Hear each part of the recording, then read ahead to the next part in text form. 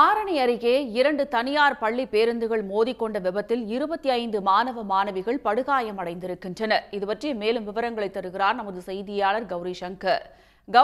இந்த விபத்து தொடர்பான முழு விவரம்.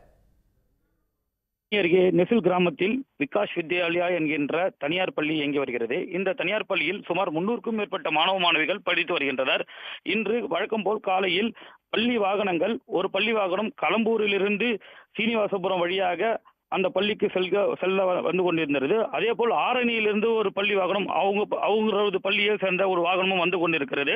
சீனிவாசபுரம் கூட்டோடு அருகே விகாஷ் பள்ளி வித்யாலயா பள்ளி வாகனமும் பின்னாடி வந்த மற்றொரு அதே பள்ளியை சேர்ந்த வாகனமும் ஒன்றின் பின் ஒன்று மோதி உள்ளது. இதனால் பின்னாடி இருந்த வாகனத்தில் இருந்த மாணவிகள் 5 பேருக்கு படுகாயம்.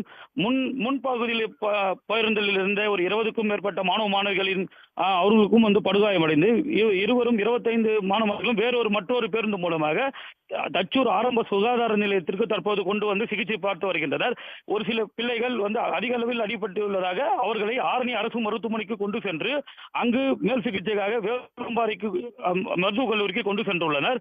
தற்போது பெற்றோர்கள் அவர்களது மாணவ மாணவிகளின் விபத்து குறித்து தகவல் அறிந்து ஒருவராக மருத்துவமனைக்கு வந்து கொண்டிருக்கின்றனர்.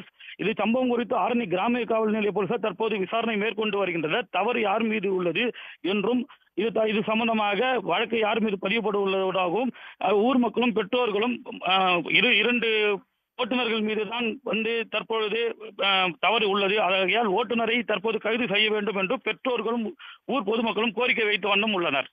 தற்போது 25 மாணவர்கள் இங்கு சிகிச்சை பெற்று வரும் நிலையில் மேலும் சில மாணவர்கள் தனியார் மருத்துவமனைக்கும் கொண்டு சென்றுள்ளனர். இங்கு சிறிதளவு கொஞ்சம் பதட்டமாக உள்ளது.